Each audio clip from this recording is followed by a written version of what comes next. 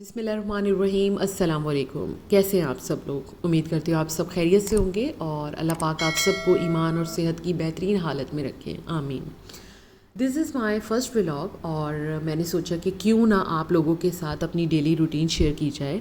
तो यहाँ मैं सहरी का एहतमाम कर रही थी क्योंकि 19वां रोज़ा है और रमज़ान को तो बिल्कुल भी पता नहीं चला, बहुत जल्दी गुजर गया।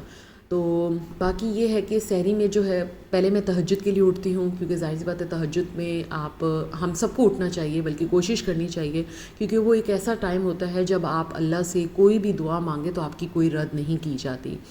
तो हमें कोशिश करनी चाहिए अपनी लाइफ में कि हम जहाँ और चीज़ों को प्रायोरिटीज़ दे रहे होते हैं, हम नमाज पाबंदी से पढ़ें, हम अल्लाह के अस्कार करें, हम कुरान पढ़ें। कुरान को सिर्फ पढ़ना नहीं है, आपने कुरान को समझना है। तो कुरान कोशिश करें, रमज़ान में क्या आप बाद में भी कोशिश करें कि आपने कुरान को तर्जुमे के साथ पढ़ना है। तो यहाँ जो है मैं आपको बताती जाऊँ कि मैं जो हूँ सहरी में, असल में हमारे यहाँ पे इतनी मेरी बड़ी फैमिली नहीं है। सहरी में सिर्फ मेरे हस्बैंड और मैं ही रोज़ा रखते हैं क्योंकि मेरी मदर इन लॉ को डायबिटीज़ है, तो वो फिर रोज़े नहीं रखती। तो यहाँ लेकिन ये पराठे मैंने बनाए थे, इसलिए बनाए कि मेरे जो हैं ब्रदर इन लॉ आए हुए थे, तो इसलिए मैंने पराठे यहाँ पे बनाए। एक आलू का पराठा था, बाकी पराठे थे। तो फिर यहाँ पे दूध बॉईल किया मैंने और यहाँ चाय बनाई, ये लस्सी बनाई, मतलब जैसे सहरी का एहतमाम होता है वो मैंने किया यहाँ पे। असल में मैं इतनी हैवी सहरी नहीं करती, मैं बिल्कुल लाइट सहरी करती हूँ क्योंकि असल में मैं कुछ थोड़ी सी जो है वेट पे भी थोड़ा वो कर रही हूँ, काम कर रही हूँ कि भाई थोड़ा वेट आपने अपना पोर्शन कंट्रोल करके ही खाना है। तो यहाँ जो है मैं देसी घी का इस्तेमाल कर रही हूँ। यहाँ पे मैंने पराठे देसी घी के बनाए हैं और देसी घी के बस 2 टेबल स्पून, क्योंकि मेरे हस्बैंड को भी डायबिटीज़ है लेकिन इतनी हाईली नहीं है, लेकिन ये है कि अभी बॉर्डर को क्रॉस कर चुकी है, तो फिर भी अवॉइड करना चाहिए कि हमें ऑयल कम इस्तेमाल करना चाहिए। ये ज़रूरी नहीं है कि डायबिटीज़ और कोलेस्ट्रॉल पेशेंट्स और इनके लिए ही ऑयल बुरा है, ये हर बंदे के लिए, हर बच्चे के लिए ही बुरा है। तो कोशिश करें देसी घी का इस्तेमाल करें, लेकिन कम क्वांटिटी में करें।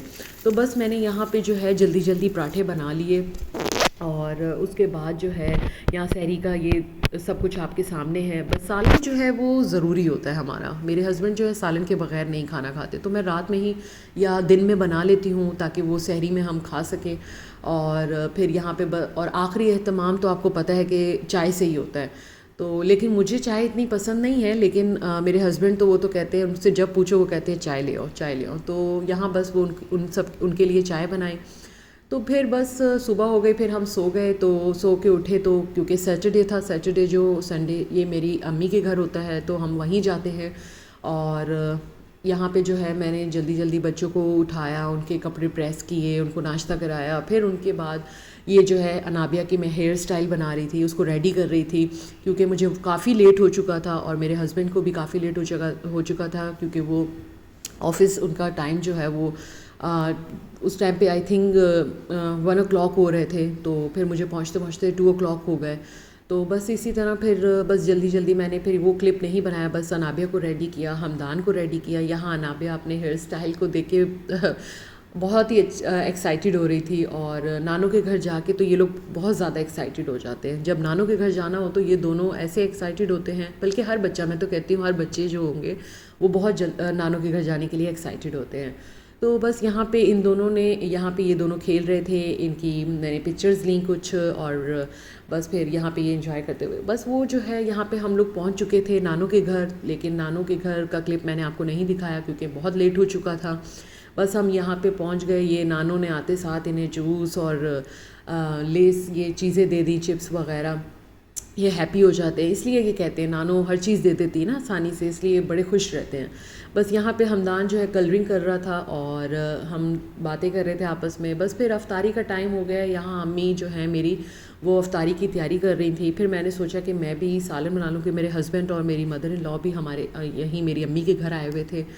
तो बस फिर हमने जल्दी जल्दी जो है मैंने सालन बनाया। सालन में जो है शिमला मिर्च और आलू मैंने बनाया था क्योंकि मैंने आपको पहले ही बताया कि मेरे हस्बैंड जो है वो सहरी में सालन प्रेफर करते हैं कि वो सालन चाहिए होता है उन्हें।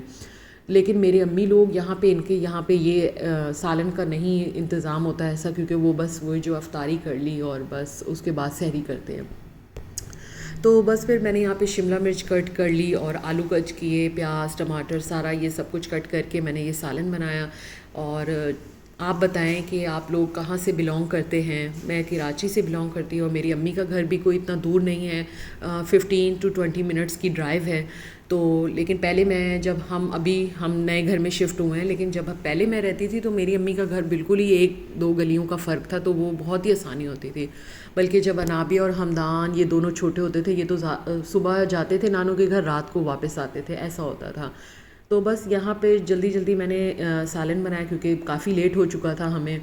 और अम्मी भी अपनी चीज़ें कट कर रही थी जो जो वो बना रही थी। और आप लोग बताएं, आप लोग सब कि कैसे रमज़ान गुज़र रहे हैं। और बस यहाँ पे मुझसे ऑयल बहुत ज़्यादा डर गया था, लेकिन कोशिश किया करें कि आप लोग ऑयल कम डालें। ऑयल बिल्कुल भी मतलब नहीं डालना चाहिए, बहुत ज़्यादा नुकसानदेह है ऑयल। और हमें कोशिश करनी चाहिए कि कम ऑयल में खाने पके हुए खाएं। और मतलब मैं कहती हूँ अफ्तारी में आप लोग खानों पे टूट पड़ते हैं, ऐसा नहीं होना चाहिए। ये चीज़ें नहीं होनी चाहिए। हम कहते हैं हमारे दस्तरखान ऐसे सजे हों कि बस हम सब कुछ बना डालें। तो हम उसमें ये क्या करते हैं कि हम ख़वातीन अपने घर वालों को, हर एक की अपनी मर्ज़ी होती है, हर कोई कह रहा होता है ये चाहिए हमें, कोई कह रहा होता है ये चाहिए।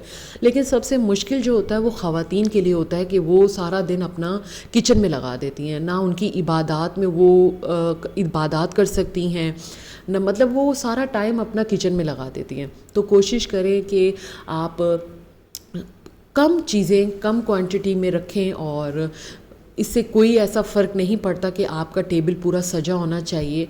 बस आप कोशिश करें कि आधा घंटा पहले अपनी अफ्तारी बना लें और आधा घंटा पहले अफ्तारी बना के आप बैठ जाएं और अल्लाह ताला से दुआएं मांगे। वो टाइम ऐसा होता है कि अल्लाह ताला दुआएं सुनता है। तो कोशिश करें कि अपने बच्चों के लिए, अपने लिए, तमाम उम्मे मुस्लिमा के लिए और स्पेशली गज़ा के लोगों के लिए जो इस वक्त जिस मुश्किल में है, अल्लाह उन सबको सब्र दे और उस मुश्किल से निकाले, आमीन। बाकी यहाँ पे मैंने अपनी ये जो है सारी अफ्तारी बना ली थी और मेरे बच्चे भी बैठ गए थे।